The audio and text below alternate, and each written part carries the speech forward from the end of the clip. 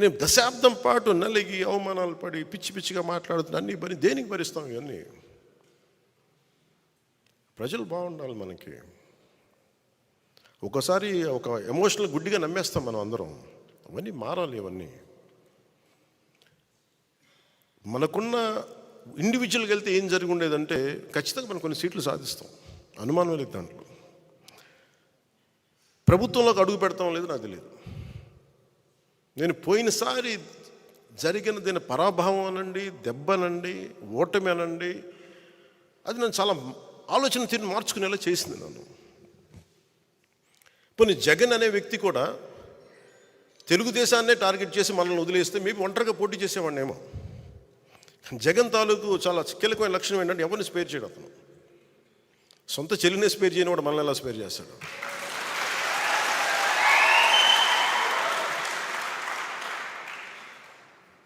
అతనికి ఈరోజు నా వైసీపీ నాయకులు కూడా చెప్తున్నా, ఊరంతా శత్రువులు పెట్టుకున్న వ్యక్తి నాయకత్వంలో పనిచేస్తూ ఉన్నారు, జాగ్రత్త.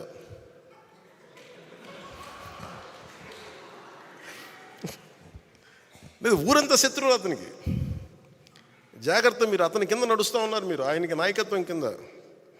రేపొద్దున మీ కష్టాలు వస్తే మళ్ళీ పవన్ కళ్యాణ్ దగ్గరికి రావాలి, గుర్తుపెట్టుకోండి.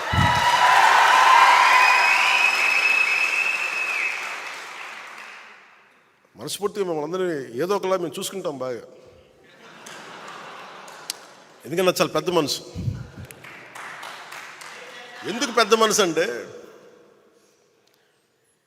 కక్ష కారుణ్యాలతోటి కక్షపూరితంగా ఉంటే సమాజం విచ్ఛిన్నం అయిపోతుంది. మొన్న అడుగుతూ ఉన్నారు, మీరు అలా చేశారు ఇలా చేశారు, వాళ్ళు తిట్టారు ఇలా తిట్టారంటే నన్ను తిట్టింది ఎవరయ్యా అని అడిగారు. నన్ను వీధి కుక్క అని తిట్టిన వాళ్ళు కూడా ఉన్నారు. నన్ను అవి ఎందుకు భరించి ముందుకు వెళ్తాం? నన్ను పచ్చిబూతులు తిట్టిన వాళ్ళు క్షమించడం అనేది మానవ ధర్మం కదా అంటాను. ఉన్నత స్థాయి వ్యక్తిత్వంలో ఎవడైనా సరే క్షమించడం అనేది చాలా గొప్ప గుణం. అది నేను నేర్చుకున్నాను. ఎవరి దగ్గర నుంచి నేర్చుకోవాలో? నెల్సన్ మండేలా దగ్గర నుంచి నేర్చుకున్నాను. చాలాసార్లు మీరు తిట్టిన వాళ్ళతో మాట్లాడతారు, గౌరవిస్తారు, నమస్కారాలు పెడతారంటే నేను ఒకటే చెప్పాను. నెల్సన్ మండేలాని శ్వేత జాతీయులు 2 దశాబ్దాల పాటు జైల్లో పెట్టి,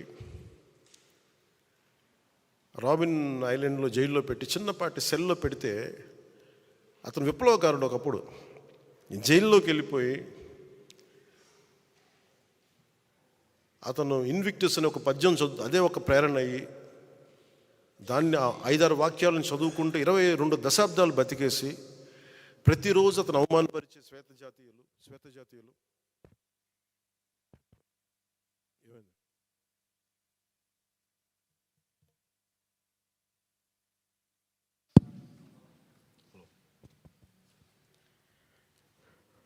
అతని రోజు అవమానపరిచే శ్వేత జాతీయులు వీళ్ళందరినీ అవమానాలు భరిస్తూ ఫైనల్గా ప్రజల తాలూకు ఒత్తిడికి ఆయన బయటికి రావాల్సి వస్తే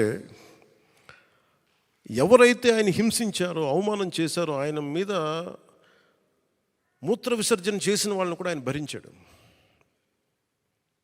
ఆయన ఏమన్నాడంటే, బయటకు వస్తే తెల్ల జాతీయులందరినీ సమూలంగా ఒక శిరిచ్ఛేదం చేయడానికి అంత మైండ్ సెట్లో ప్రజలు ఉంటే ఆయన అందరినీ ఏమన్నాడు, ఇది రెయిన్బో నేషన్, ఇది అందరం కలిసి ఉండాలి ఈ దేశంలో, జరిగిన తప్పులు జరిగిపోయినాయి మర్చిపోదాం, పెద్ద మనసుతోటి మనం తీసుకోవాలని చెప్పి శ్వేత జాతీయుల్ని సంపూర్ణంగా అవమానపరిచిన శ్వేత జాతీయుల్ని సంపూర్ణంగా అర్థం చేసుకొని ముందుకు తీసుకెళ్ళిన మహానాయకుడు. అలాంటి మహానాయకుడు అలా ఉన్నప్పుడు నన్ను 10 సార్లు 10 మంది తిట్టుండొచ్చు నన్ను మహా అయితే. ఆ నాయకుడు స్ఫూర్తితోటి నేను పెద్ద మనసుతోటి వదిలేస్తాను అంతే. దీనికి కారణం ఏంటంటే ప్రజలు బాగుండాలి, కక్షలు పెట్టుకుంటే విధ్వంసం తప్ప నిర్మాణం ఉండదన్న ఒక సదుద్దేశంతో భరిస్తాను. దాంట్లో భాగంగానే పొత్తులో కూడా ఒక మాట అటు ఒక మాట ఇటు ఉంటుంది. పై స్థాయి నాయకులు మాట్లాడినా కొన్నిసార్లు కింద స్థాయి నియోజకవర్గపు స్థాయి నాయకులు, ఇంకా పంచాయతీ స్థాయి నాయకులు కూడా ఒకసారి కొంచెం ఇబ్బందికరమైన పరిస్థితులు ఉంటాయి. నాయకత్వపు లక్షణాలు పంచాయతీ స్థాయి నుంచి వార్డు స్థాయి ఎవరికున్నా కానీ దీన్ని అర్థం చేసుకొని పైకి వెళ్ళకపోతే నేను చేసే ప్రయోజనం ఆ ప్రాంతం వరకు నిష్ఫలం అవుతుంది. అందుకని దీంట్లో నేను అందరికీ మాటిస్తున్నాను, ఈ పొత్తుతోనే మనం ప్రభుత్వం తీసుకొస్తున్నాం. జనసేన తెలుగుదేశం ప్రభుత్వాన్ని తీసుకొస్తున్నాం. దీంట్లో కొన్ని ఆటుపోట్లు తప్పవు, భరించాలి. ఒక మాట ఎక్కువ ఉంటుంది, ఒక మాట తక్కువ ఉంటుంది. అల్టిమేట్గా మన అందరికీ కావాల్సింది ప్రజా సంక్షేమం. కామన్ మినిమం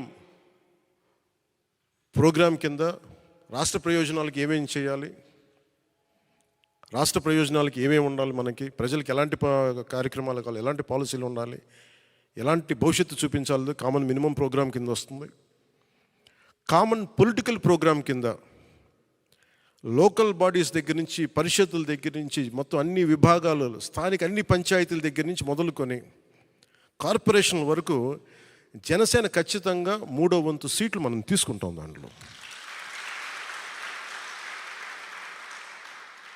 ఎందుకంటే మీరందరూ ఈరోజు కూర్చున్న పెద్దలు కూడా అందరూ కూడా కనీసం 3వ వంతు మనం వార్డ్ మెంబర్స్గా ఉండాలి. ఓటు ట్రాన్స్ఫర్ అవ్వాలంటే ఖచ్చితంగా ఇది జరుగుద్ది. ఇవన్నీ మాట్లాడుకున్నాం, దీన్ని ముందుకు తీసుకెళ్తాం. కేవలం నేను ఎమ్మెల్యే సీట్ల దగ్గర ఆగిపోవట్లేదు, ఆ దృష్టిలో మీకు పెడుతున్నాను. ఎందుకంటే ఒక పార్టీ నిర్మాణం లేదంటే మండల స్థాయి, గ్రామ స్థాయి, పంచాయతీ స్థాయి, వార్డు స్థాయి వరకు నాయకత్వం ఉండాలి ఒక పార్టీకి. ఇది చాలా చక్కటి అవకాశం మనందరం పెంపొందింపు చేసుకోవడానికి. టీడీపీకి మనం కలిస్తే ఏమైపోతుందంటే ఇద్దరం కలిసి నిర్మాణం చేసుకోవచ్చు. వాళ్ళు పునర్నిర్మాణం లేదంటే వాళ్ళకి కొంత ఎక్స్ట్రా బలం తీసుకోవచ్చు, మనం బలమైన నిర్మాణం చేసుకోవచ్చు. ఇది ఇద్దరికీ మంచిది. ఇది